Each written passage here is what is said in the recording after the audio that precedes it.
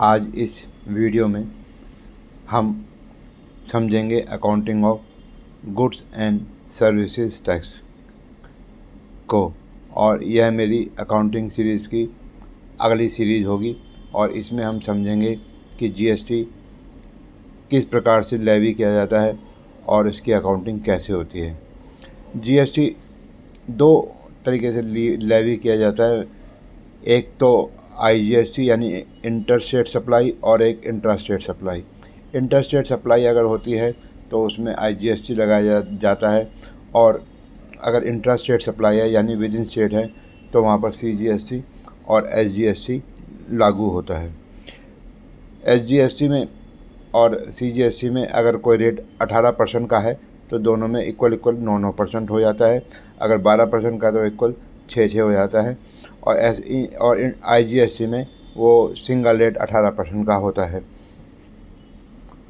अब हम समझेंगे कि जीएसटी किस वैल्यू के ऊपर लगाया जाता है। जीएसटी जो है, जो माल की जो सप्लाई की जो वैल्यू, टैक्सेबल वैल्यू है, वो हम ग्रॉस वैल्यू में से डिस्काउंट को घटाने के बाद जो वैल्यू आती है उसके ऊपर जीएसटी चार्ज करते हैं। अगर वो इंटर स्टेट सप्लाई है तो उसके ऊपर आईजीएसटी लगेगा, अगर विद इन स्टेट है यानी इंटर स्टेट है तो उसके ऊपर सीजीएसटी एसजीएसटी चार्ज होगा। हम जीएसटी कैसे चार्ज किया गया है इसको एग्जांपल के थ्रू समझते हैं। मान लीजिए हमारी लिस्ट प्राइस 20,000 रुपये की है और हमने इसको ट्रेड डिस्काउंट जो है 10% का दिया, तो उसकी वैल्यू 18,000 रुपये की रह गई, और इसके ऊपर जो है हमारा 6% सीजीएसटी और एसजीएसटी 6% लगेगा, तो वो अमाउंट हो जाएगी 1,080 और टोटल वैल्यू हो जाएगी 20,160। अगर कैश डिस्काउंट दिया हुआ है तो जो है हम उसको कैश डिस्काउंट को भी उसी तरीके से घटा लेंगे। ट्रेड डिस्काउंट और फिर कैश डिस्काउंट 1,600 रुपये का, और उसके बाद जो नेट वैल्यू आई 78,400, उसके ऊपर हमने 6% सीजीएसटी 6% और एसजीएसटी 6% लगाया 78,400 के ऊपर। इस प्रकार वो अमाउंट आ गई 4704।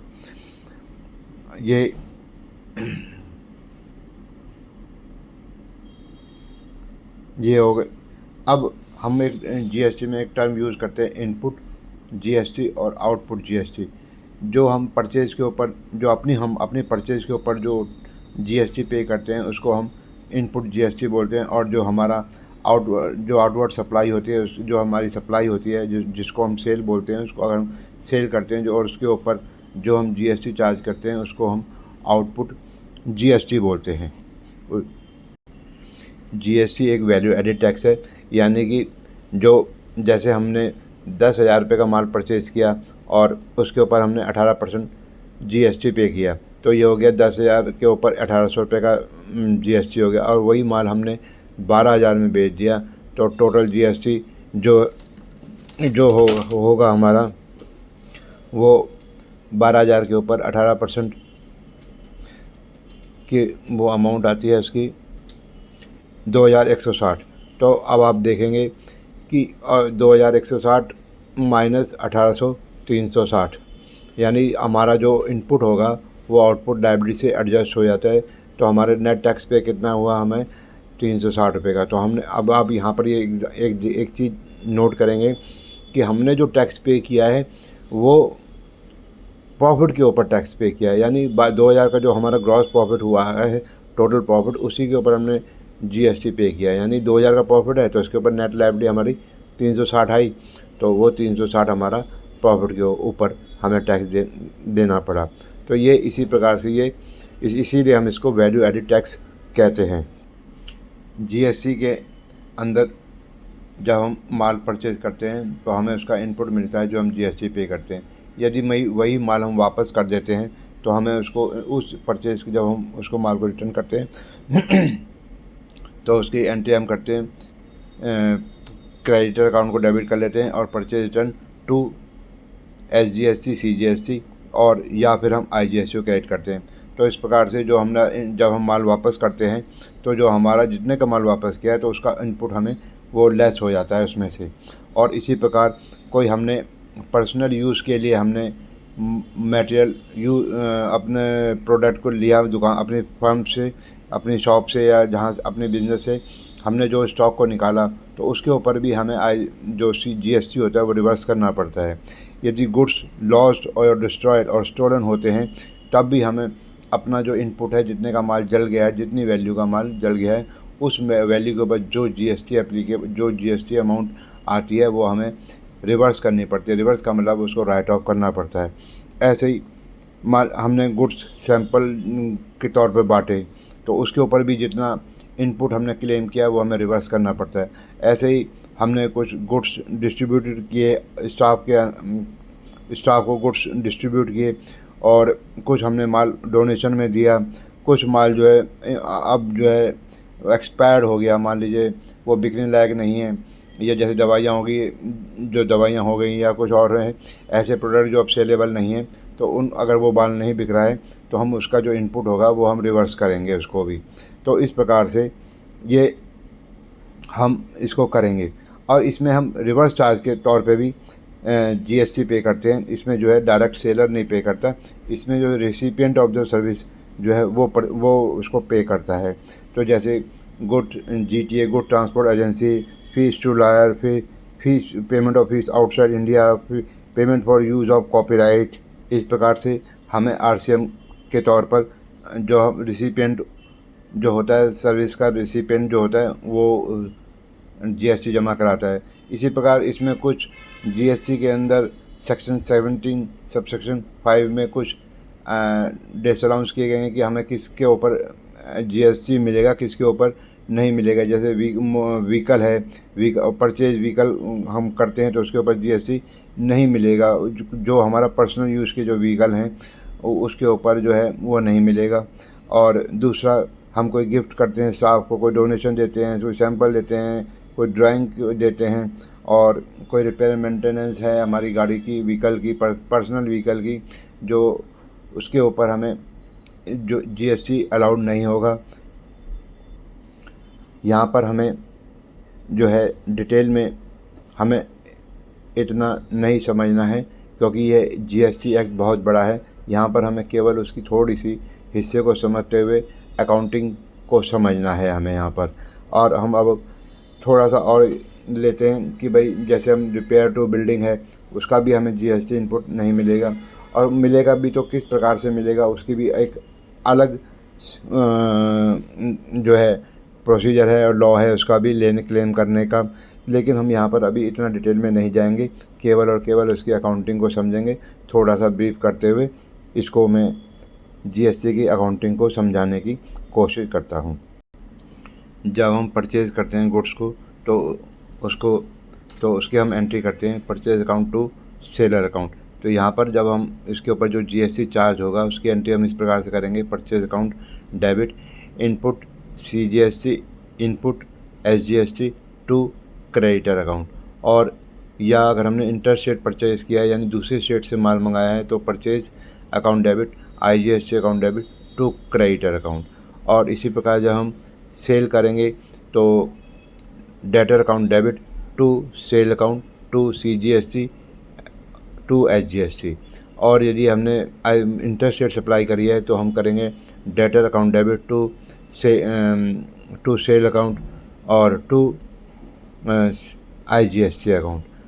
और इसी प्रकार से जब हम माल वापस आता है, हम माल वापस करते हैं या हमारे पास माल वापस आता है, तो हम उसकी एंट्री करेंगे creditor account debit to purchase return account to IGST या टू SGST और SGST और टू CGST। और हमारे पास यदि माल वापस आता है जो हमने माल बेचा था, तो हम उसकी एंट्री करेंगे sale account debit CGST SGST account debit to debtor account. अगर हमने ये माल पहले IGST में बेचा था और वो माल वापस आए, तो हम एंट्री करेंगे sale account debit IGST account debit to debtor account. Fixed assets के ऊपर जो हमारे व्हीकल्स वगैरह हैं उसके ऊपर कई केस में हमें GST मिलता है और कई केस में हमें GST नहीं मिलता। वो भी एक काफ़ी लंबा प्रोसीजर है कि किसको मिलेगा और किसको नहीं मिलेगा, क्योंकि ये लॉ का पेपर नहीं है, ये एक अकाउंट्स का पेपर है। इसमें हम डिटेल में ज़्यादा नहीं जाएंगे कि किसको मिलेगा, किसको नहीं मिलेगा, कैसे मिलेगा, कि किस तरीके से मिलेगा, वो इसमें इतना कवर नहीं किया गया है। अभी हम इसको एंट्रियों को ही समझेंगे इसको। इस प्रकार से सपोज़ मान लीजिए हमें किसी एसेट्स पर, जैसे मोबाइल लेते हैं ऑफिस यूज़ के लिए, या हम लैपटॉप वगैरह लेते हैं, वहाँ पर हमें मिल जाएगा ये। और इसके लिए हम जब हम मान लीजिए हमने लैपटॉप लिया, तो हम इसको फिक्स्ड एसेट्स में डालेंगे। Fixed assets account debit, CGST SGST account debit to creditor account. अगर हमने यही लैपटॉप IGS इंटरस्टेट से मंगाया, बाहर दूसरे स्टेट से मंगाया है, तो फिक्स्ड एसेट्स अकाउंट या laptop account debit IGST account debit to creditor account, इसकी एंट्री हो जाएगी। ऐसे ही मोबाइल हमने अगर अगर हम दिल्ली में रहते हैं और दिल्ली में ही ख़रीदा है, तो मोबाइल अकाउंट डेबिट हो जाएगा CGST SGST account debit to creditor. और या अगर हमने क्रेडिट कार्ड या UPI से पेमेंट करी है, तो टू बैंक अकाउंट हो जाएगी एंट्री। और यदि हमने IGS इंटरस्टेट से मंगाया है, तो mobile account debit IGST account debit to creditor और टू बैंक अकाउंट, और टू बैंक अकाउंट हो जाएगी अगर हमने उसकी पेमेंट इमीडिएट कर दी है तो। ऐसे ही कमीशन और जो दूसरे खर्चे हैं, telephone bill, advertisement, bank charges है, प्रिंटिंग एंड स्टेशनरी है, इस प्रकार के जो खर्चे हैं उनके ऊपर जो हम IGST या CGST और SGST इनपुट क्लेम करते हैं, तो उसकी एंट्री करेंगे। कमीशन अकाउंट डेबिट, अगर हमने किसी को कमीशन पे करी है, commission account debit CGST input CGST account debit input SGST account debit to creditor या टू बैंक हो जाएगी एंट्री। और इसी प्रकार से टेलीफोन बिल वगैरह के जो खर्चे हैं, मोबाइल एक्सपेंसेस हैं, उनके जो बिल आते हैं, उनके जो उसके ऊपर हमें इनपुट मिलेगा, तो हम एंट्री करेंगे telephone expenses debit input CGST debit input SGST debit to bank, हमें इसका इनपुट मिल जाएगा। इसी प्रकार बैंक चार्जेस जो बैंक से, तो bank charges account debit input CGST input SGST account debit to bank account.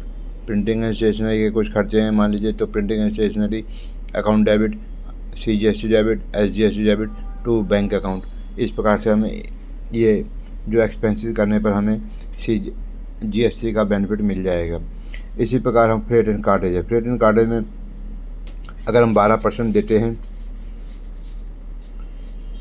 तो हम उसका इनपुट क्लेम कर सकते हैं। तो हम उसकी एंट्री करेंगे, freight and cartage account debit input CGST input SGST account debit to bank account.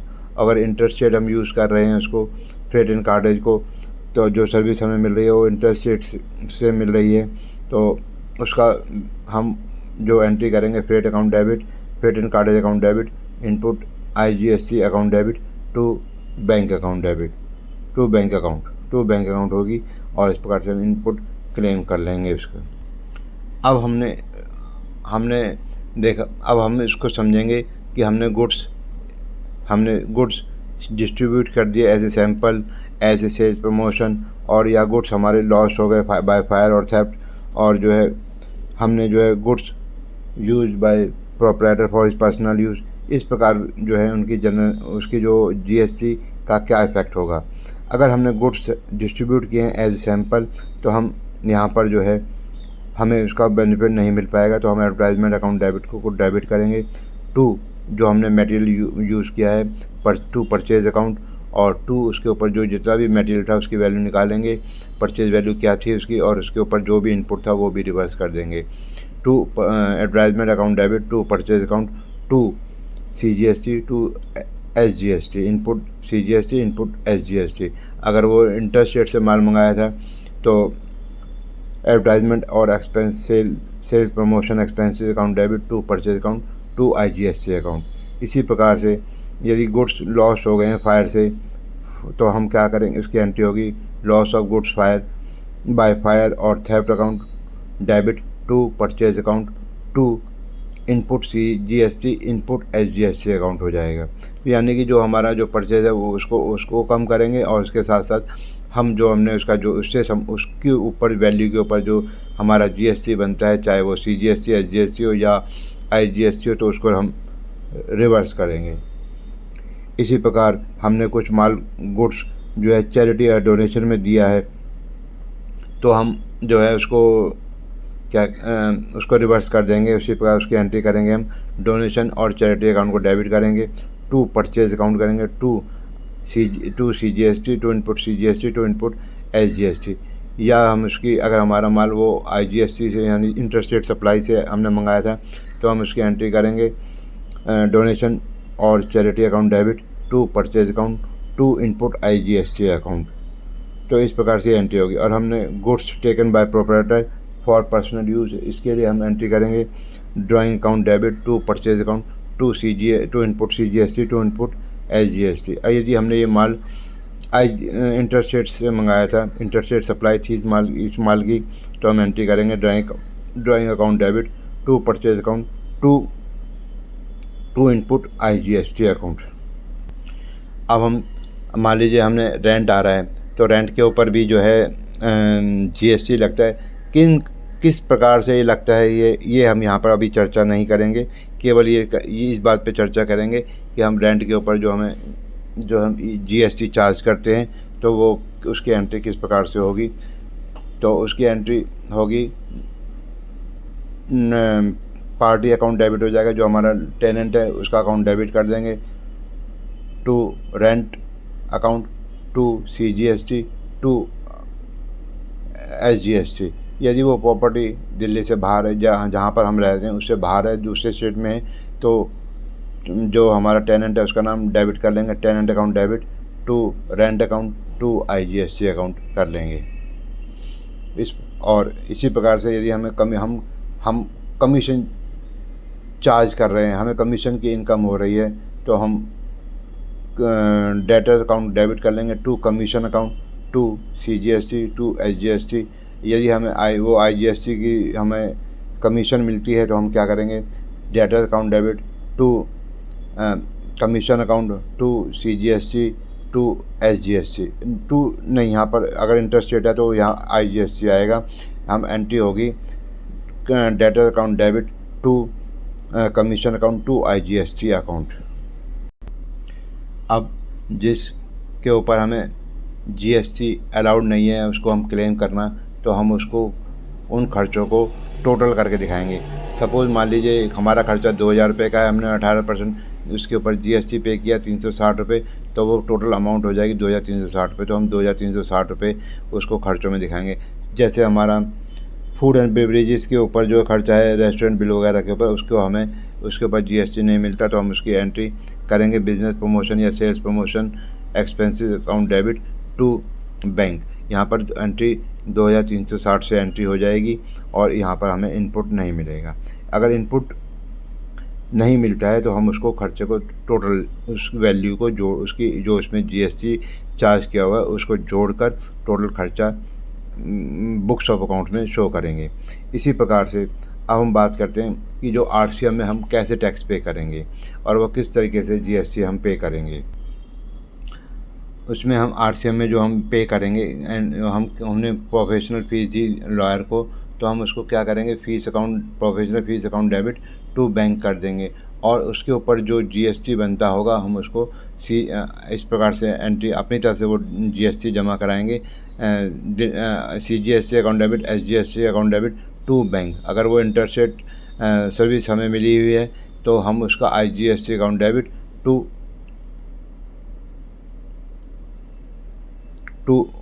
To bank हो जाएगी।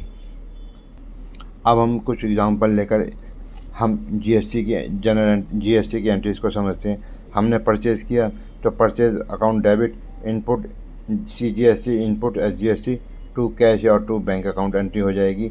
इसी प्रकार से हम सेल करेंगे cash account to sales, to output CGST, to output SGST। Purchase किया हमने to purchase account, input CGST, input SGST, to current, तो अगर टू करंट, और हमने परम को सेल किया, परम to sale account, to output CGST, to output SGST। अगर हम माल को वापस कर देते हैं या माल हमारे पास वापस आता है तो हम उसकी एंट्री, अगर माल वापस आने की हम एंट्री करेंगे sales return account debit CGST output CGST debit हो जाएगा, आउटपुट SGST डेबिट हो जाएगा, टू परम हो जाएगा। यदि हम मान लीजिए माल को वापस करते हैं तो हम करम को जिस पार्टी से हमने माल परचेज़ किया है, जैसे करम से परचेज़ किया था हम, तो करम account debit to purchase return account वो क्रेडिट हो जाएगा, और इनपुट CGST क्रेडिट हो जाएगा, इनपुट SGST क्रेडिट हो जाएगा। इसी प्रकार से और एंट्रियाँ भी इसी प्रकार से हो जाएंगी, जैसे हम एग्ज़ाम्पल में देख रहे हैं कि परचेज़ अकाउंट की परचेज़ की एंट्री और परचेज़ की सेल की एंट्री किस प्रकार से हुई हैं।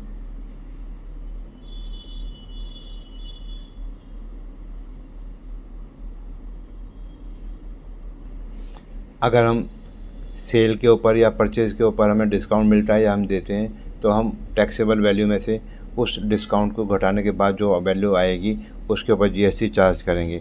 जैसा कि इस एग्ज़ाम्पल में है, क्वेश्चन में है कि हमें 1800 रुपये का डिस्काउंट मिल रहा है, तो 90,000 में से हम 1800 रुपये घटाएँगे तो उसके ऊपर जो घट कर आएगा 88,200, उसके ऊपर 9% CGST चार्ज करेंगे और उसी के ऊपर 9% SGST चार्ज करेंगे। इसी प्रकार से यदि हमें जो है डिस्काउंट मिलता है आगे, तो हम उसी हिसाब से इसको चार्ज करेंगे। अब हम इसको नेक्स्ट एंट्री को लेते हैं। हमने 1,80,000 की सेल करी और उसके ऊपर हमने 1800 रुपये का डिस्काउंट दिया है, तो हमें इस 1800 रुपये का डिस्काउंट को हम 1,80,000 में से घटा लेंगे और जो वैल्यू आएगी उसके ऊपर हम 9% चार्ज करेंगे, तो वो आएगा 16,038 रुपये CGST और 16,038 रुपये SGST। इस प्रकार से हम इसकी GST की कैलकुलेशन करेंगे और एंट्रियाँ करेंगे।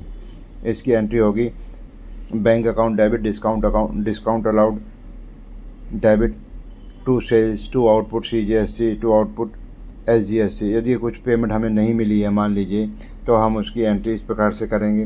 बैंक अकाउंट डेबिट 1,04,238 रुपये, डिस्काउंट 1,800 रुपये का, और जितना पेमेंट पेंडिंग रह गया है उसका हम डेटर को डेबिट कर देंगे, और सेल की हम 1,06,038 रुपये से उसको डेबिट कर देंगे और टू सेल्स को क्रेडिट करेंगे 1,80,000 से, और आउटपुट CGST और आउटपुट SGST को क्रेडिट करेंगे 16,038 रुपये से, 16,038 रुपये से।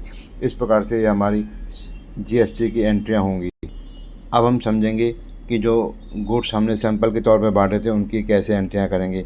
हमने मान लीजिए गुड्स ड्राइंग यानी अपने दुकान से वो कुछ माल निकाल लिया अपने पर्सनल यूज़ के लिए, तो हम उसकी एंट्री करेंगे drawing account debit to purchase और टू CGST, टू SGST। इस प्रकार से हम एंट्री कर लेंगे। यदि हमने कुछ डोनेशन करी है तो हम उसकी एंट्री कर देंगे donation account debit to purchase account, to input CGST, to input SGST account. 2,360 2,000 रुपये क्रेडिट में हो जाएंगे, 180 और 180 आउटपुट CGST SGST में आ जाएगा।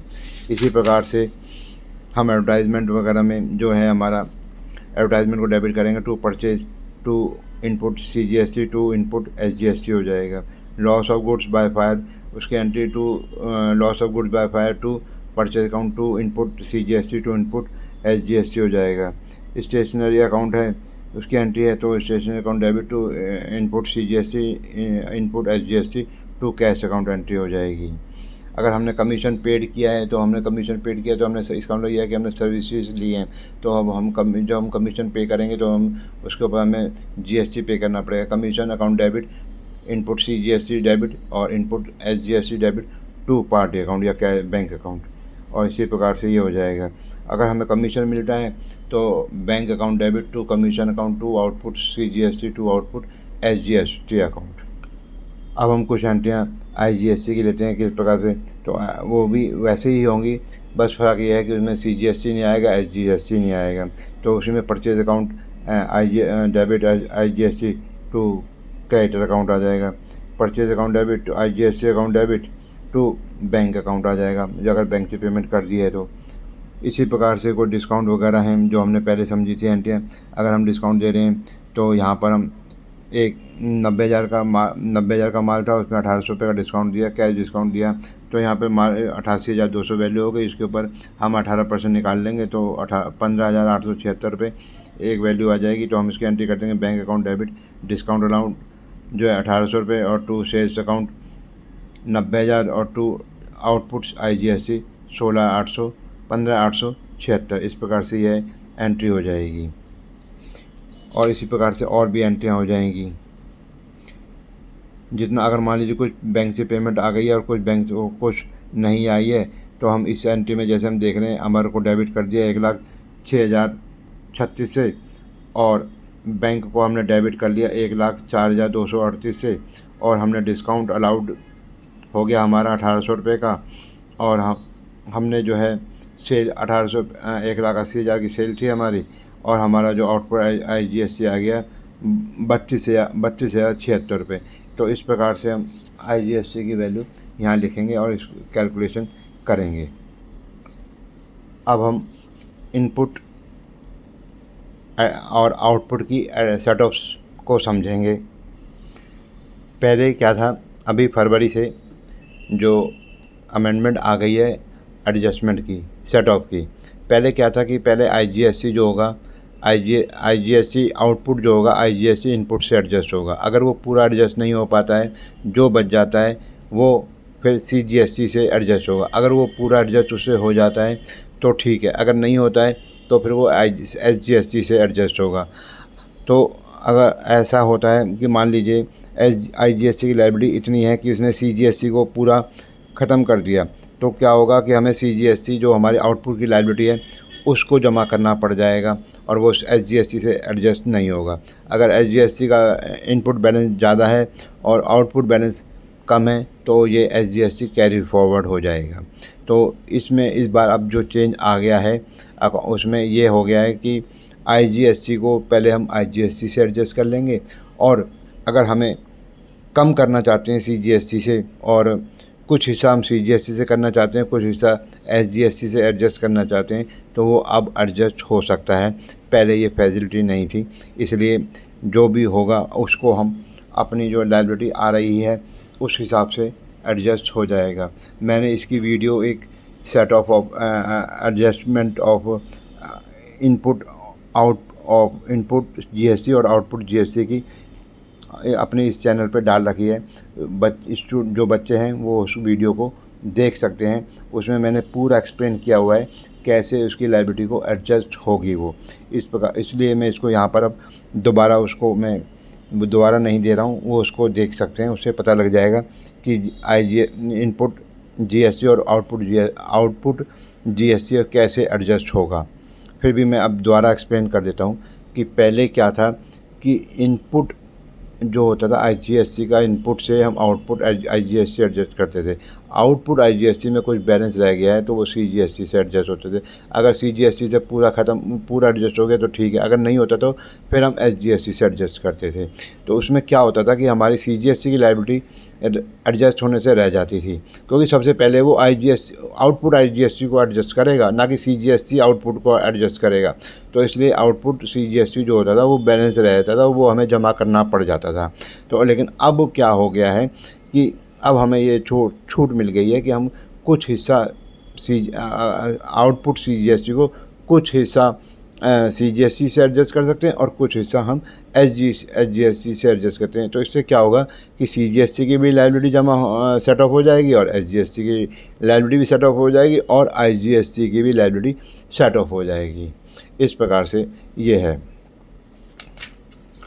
बाकी जो उसके जो लेजर अकाउंट बनेंगे वो बच्चों को सब वो अब मैंने लेजर अकाउंट कैसे बनाने हैं वो उनको मैंने समझा दिया है, और मेरे पिछले वीडियो में मैंने उनको समझा दिया है कि कैसे लेजर अकाउंट मेंटेन होने हैं, तो वो उस हिसाब से उसको मेंटेन कर सकते हैं। मैं एक डिस्काउंट वाली एंट्री यहाँ पर अब दोबारा समझाने की कोशिश कर रहा हूँ। इसमें आप देखेंगे क्वेश्चन है, ये 8 पॉइंट है। Sold goods to Amar Hyderabad Telangana for ₹2 lakhs less 10% trade discount plus IGST 18%, receive half the amount by check immediately and allowed 2% discount. तो यहाँ पर ये एंट्री किस प्रकार से होगी, मैं यहाँ पर इस एंट्री को समझाने की कोशिश करता हूँ। हमने जो माल बेचा था 2 लाख का, इसमें लेस 10% करेंगे तो माल की जो वैल्यू आ जाएगी वो 1,80,000 पे आ जाएगी। यहाँ पर जो हमारी सप्लाई हो गई वो 1,80,000 की आ गई। अब हमने निकाला है डिस्काउंट।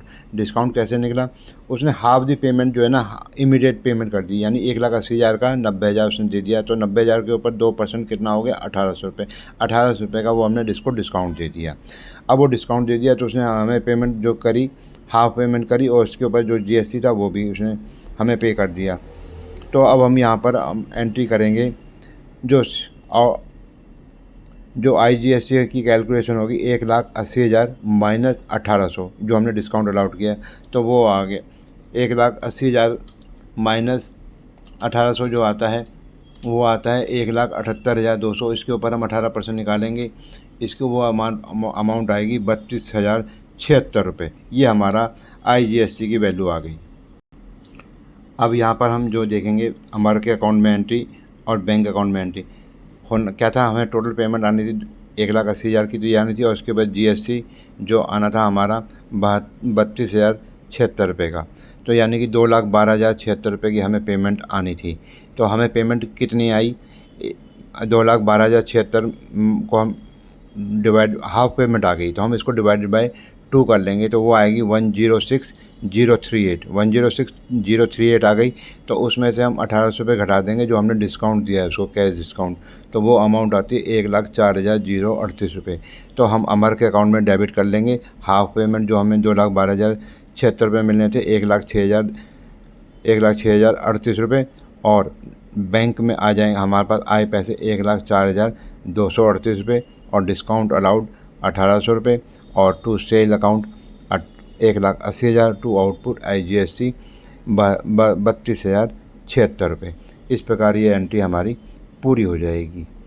और इस वीडियो में GST के बारे में इतना ही। इस वीडियो में कोई कमी हो या मैं समझाने में कहीं मेरे से चूक हो गई हो तो मैं अपने स्टूडेंट से कहूँगा कि वो कमेंट करके मुझे बताएं, ताकि मैं अगले वीडियो में उन चीज़ों को आपको द्वारा वीडियो बनाकर भेज सकूं।